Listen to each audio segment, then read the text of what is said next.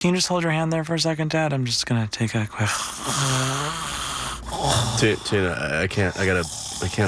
Tina, I can't hold my hand here. This is Bob Belcher, and as far as animated TV dads go, he absolutely breaks the mold. For the better part of a century, animated fathers have been portrayed as seemingly well-intended, well, idiots. Meg!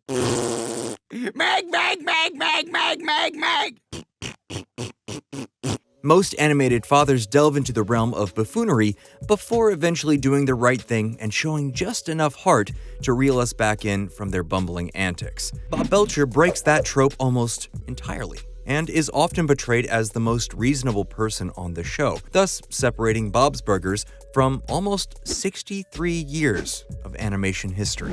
If you look at the history of the animated family sitcom, you will find time and time again that the story centers around some form of patriarchal family dynamics in which a somewhat dysfunctional blue-collar family struggles with various day-to-day issues that may pop up in the world around them. You can trace almost all of this back to a wildly popular sitcom from the 1950s called The Honeymooners. The Honeymooners starred Jackie Gleason, and it centered around this character of a bus driver named Ralph Cramden, who would take out a majority of his day-to-day frustrations on his wife and best friend. He actually had a catchphrase that was just him promising to punch his wife in the mouth. You're gonna do the mamba, but it's gonna be in the moon!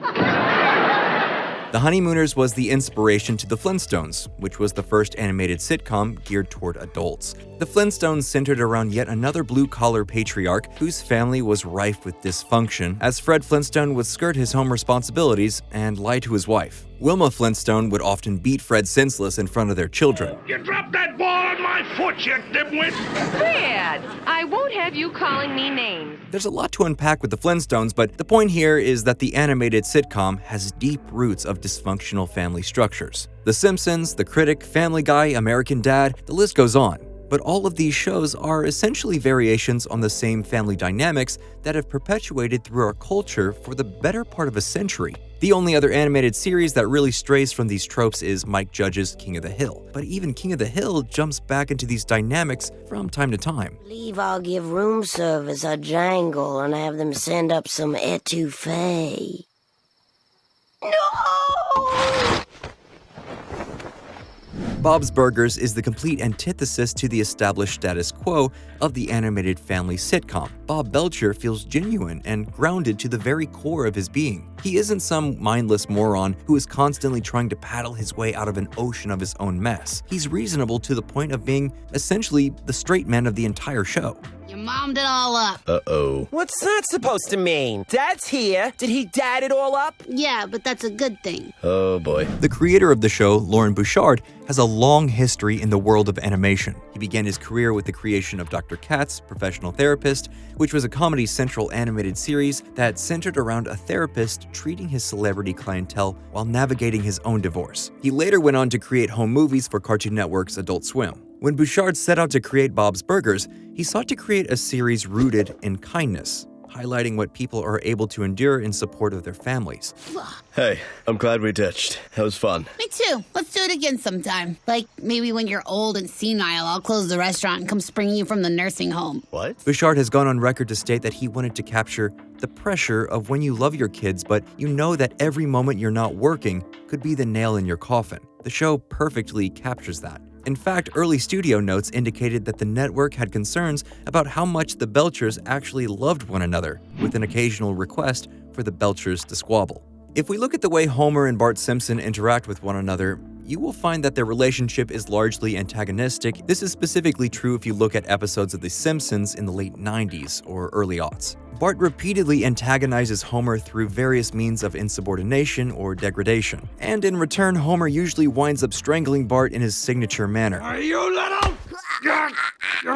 When we look at Bob Belcher's relationship with his son Gene, there's never anything inherently antagonistic about their relationship. It's actually portrayed in an incredibly grounded and somewhat realistic way. Sure, Gene's antics are cartoonish and somewhat larger than life, but Bob treats his son with curiosity and respect. There are undoubtedly moments where Bob's patience is tested, but he never crosses the line. It's through Bob Belcher's sensibilities that the writers of Bob's Burgers are able to weave a relatively groundbreaking familial structure into a narrative that feels fresh and inviting to be a part of. Homer and Marge Simpson, Peter and Lois Griffen, and Fred and Wilma Flintstone all suffer from the same marital dysfunctions. The husband is sort of a condescending, lazy jerk, and the wives exhibit some form of sarcastic tolerance for the atrocious behavior. If you're gonna shoot me, you might want to tie your shoelaces first.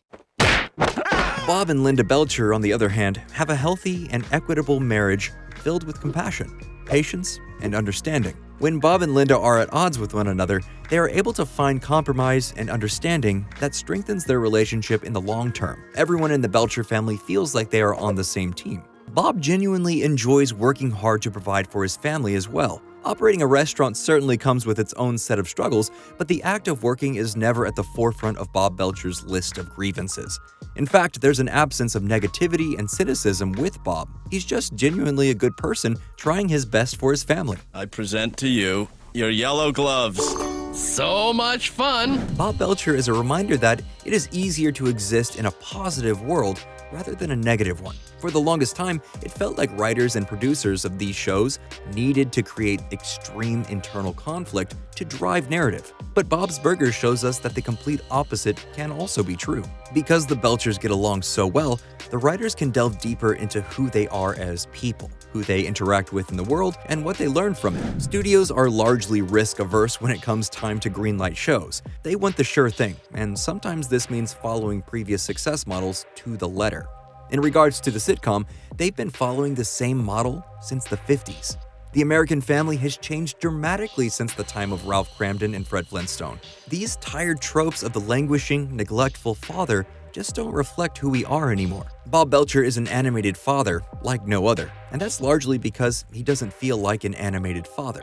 He feels like a real one. There's an authenticity to him that sings to us as viewers, and it's through this authenticity that the writers are able to take Bob's Burgers into territory that has been left relatively unexplored by animation writers for decades. Hey, what if our characters liked each other? Seems like a question writers should be asking themselves from time to time, because it yields a much more rewarding result. I want to wax my legs too! These ones right here! You don't even have leg hair. Tell that to my heart! Hold on, everybody. We're making a U-turn. All right! Bob Belcher speaks to the goodness and humanity in us all. Deep down inside, we all want to do the right thing. We all want to honor our families in the struggle to balance work and home. And hopefully, we're all trying our best to get there. And hey, that's it for this one. Don't forget to like and subscribe if you didn't do that already. You might see a couple of links floating in the player window here. Feel free to click on any of those if you'd like to stick around. And thanks for watching Nerdstalgic.